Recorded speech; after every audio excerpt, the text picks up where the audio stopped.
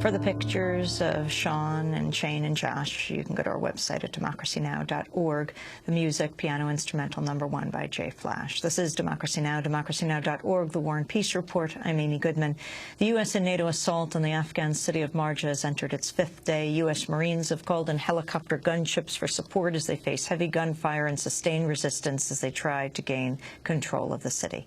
The assault's one of the largest military offensives of the 8-year war, with some 15,000 Afghan, NATO, and U.S. troops taking part. The U.S. is coming under increasing criticism over the rise in civilian casualties during the operation. At least 19 civilians have been killed so far, including 6 children who died when a missile struck their house on the outskirts of the city. The military initially claimed the rocket went off course, but on Tuesday, the commander of British forces in southern Afghanistan, Major General Nick Carter, said the missile had hit its intended target. Meanwhile, a spokesman for the governor of Helmand province said that more than 1,200 families had been displaced and evacuated from Marja and claimed all had received aid in the provincial capital, Lashkar Gah. But the Italian NGO Emergency released a statement saying dozens of seriously injured civilians are being prevented from reaching its hospital in Lashkar Gah due to NATO military blockades. Yesterday, we spoke with the medical coordinator of the emergency Lashkar Gah hospital.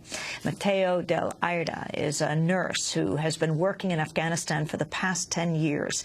I began by asking him to describe the scene there in Lashkar Gah.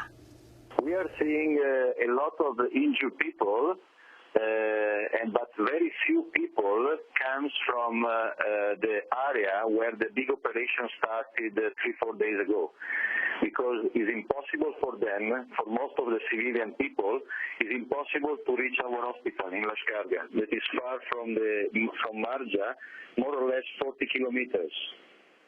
And what is preventing them from getting to you? There are a lot of checkpoints, and the coalition forces, it seems, they block the civilians and every kind of movement on the roads. Plus, the area has been heavy mined by the opposition, probably. So the civilians, actually, they are in Marja, inside Marja, and they cannot reach any medical facilities. This is our hospital, basically. We've heard the report of a house being rocketed by the U.S. military, where 6 children died and other civilians. What do you know about this operation in Marja? We don't know. I mean, I read also on the newspaper and the media about this, but we know very well that this is the collateral effect, if you want, of the war.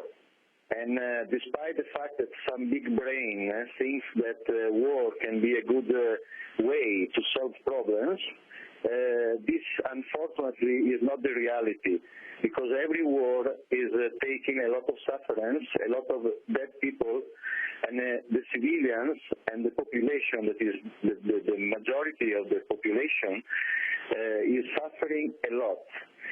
I don't know in the specific about this accident. I just read it, but 2 days ago we received a 7-year-old male with a bullet inside the chest.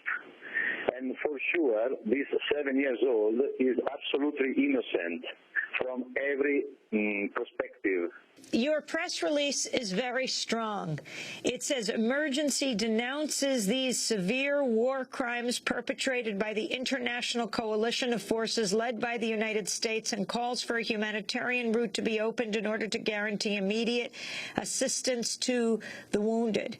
And it says that your staff has been notified that dozens of seriously injured civilian victims are unable to be transferred to hospitals due to military blockades, which are impeding vehicles transporting injured victims. Is this true?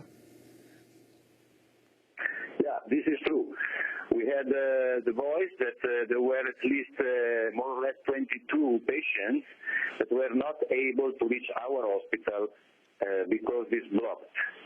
And I can even add that we know very well, emergency knows very well since years, that 22 are really a very small number of injured. We are sure that in Marja there is a lot of people injured at the moment, much more than what it appears on the media, because every and each war is doing a lot of injured people. Even if some people saying that the war can be surgical or can be right or can be as a technique very precise, we see the effects of the war since more than 10 years. And what we saw every time is that there is a lot of people injured, civilian people injured. 90% of the victims are civilians, and 30% of these 90 are children. But I don't think that the war is a solution for problems. I don't think at all this. War is not a solution. It is just a tragedy. And this, we can feel this tragedy every day, 24 hours per day, in our emergency room, in our hospital. Matteo Dell'Aira is the medical coordinator of emergency Lashkar Gah Hospital. He has been in Afghanistan for 10 years. He was speaking to us from Lashkar Gah. This is Democracy Now!, democracynow.org, the War and Peace Report, as we turn now to Britain and to the ongoing public inquiry into Britain's role in the U.S.-led war in Iraq. Chaired by Sir John Chilcot, the inquiry will consider Britain's role in Iraq from the summer of 2001 to the end of July 2009, embracing the run-up to the military action, the invasion, and the aftermath. The public hearings began in late November, and the committee is expected to report its findings by June of this year. Late last month, amidst angry protests from anti-war activists and the parents of slain British soldiers, former British Prime Minister Tony Blair testified on the origins of the war. He ended his 6-hour public testimony by defending the invasion and saying he had no regrets about toppling Saddam Hussein.